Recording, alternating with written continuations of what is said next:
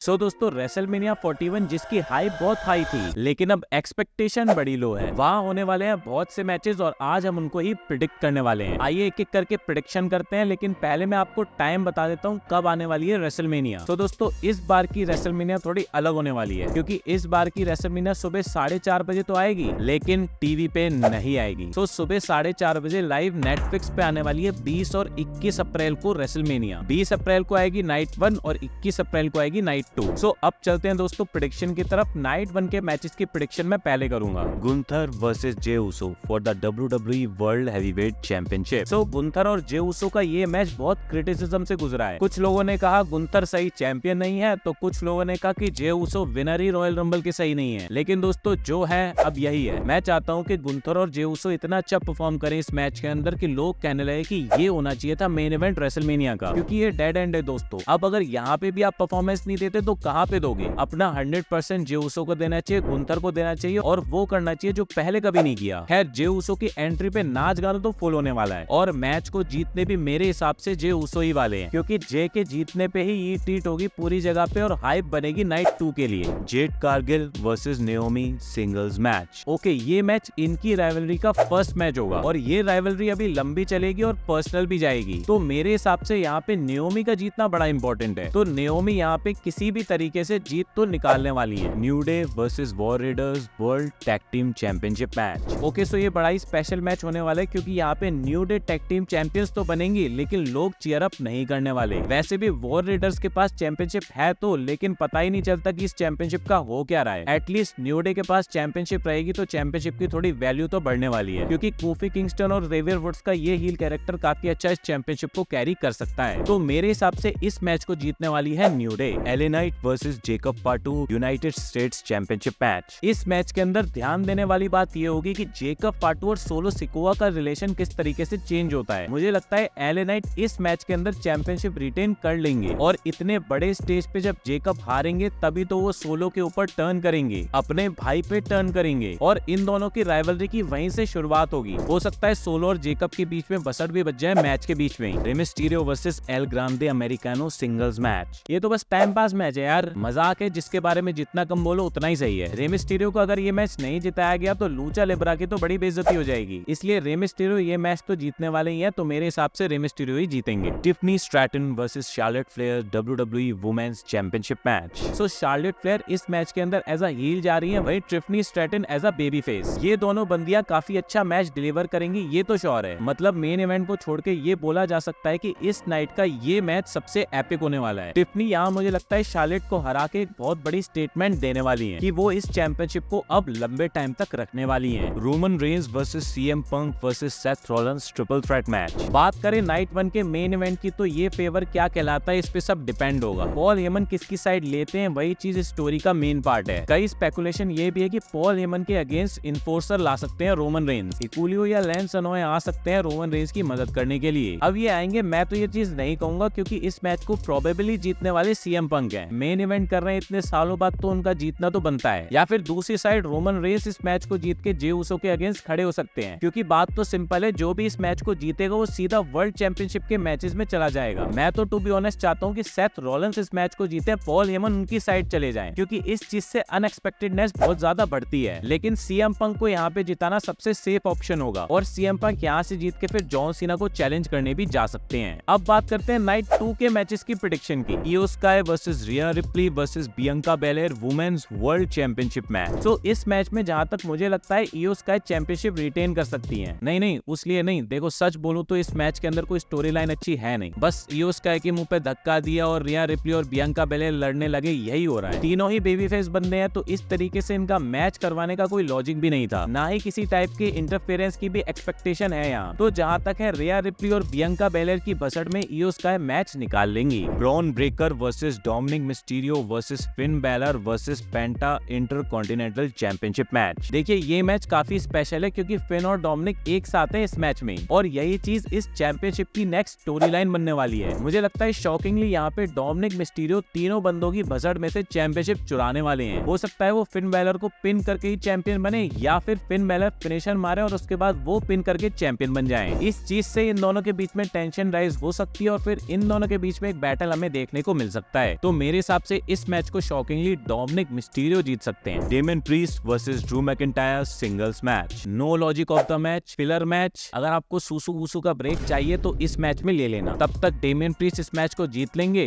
और आप वापस आ जाओगे। Next, AJ Styles versus Logan Paul singles match. देखिए, अगर एजे स्टाइल्स रिटायर हो रहे होते तो ही ये मैच एजे स्टाइल्स जीत सकते थे, क्योंकि लोगन पॉल हारने के लिए तो वापस आएंगे नहीं। बाकी एजे स्टाइल्स ने कैरियन क्रॉस से भी पंगा ले रखा है, तो वो चीज भी इस मैच के अंदर बहुत ज्यादा इफेक्ट डालने वाली है। मेरे हिसाब से लोगन पॉल इस मैच को जीत जाएंगे जब एजे स्टाइल्स के ऊपर कैरियन क्रॉस अटैक कर देंगे। WWE women's tag team championship match. देखिए, इस मैच को भी एक फिलर मैच आप मानिए, और इस मैच के अंदर भी रिटेन करेंगी चैंपियनशिप लिव मॉर्गन और रिकेल। लिव मॉर्गन अभी के टाइम में इतनी बड़ी स्टार बन चुकी है कि उनके पास कोई ना कोई एक चैंपियनशिप रखना तो जरूरी है, तभी उनकी वैल्यू बनी रहेगी रोस्टर के अंदर, और जब भी वर्ल्ड चैंपियनशिप के लिए कोई नया फेस चाहिए तो उनको यूज किया जा सकता है। Cody Rhodes versus John Cena WWE undisputed championship match. So WrestleMania का सबसे बड़ा मैच और मेन इवेंट का मैच यही होने वाला है, और इस मैच की स्टोरी टेलिंग होगी पीक पे, जब John Cena 17th time champion बनेंगे चीटिंग करके।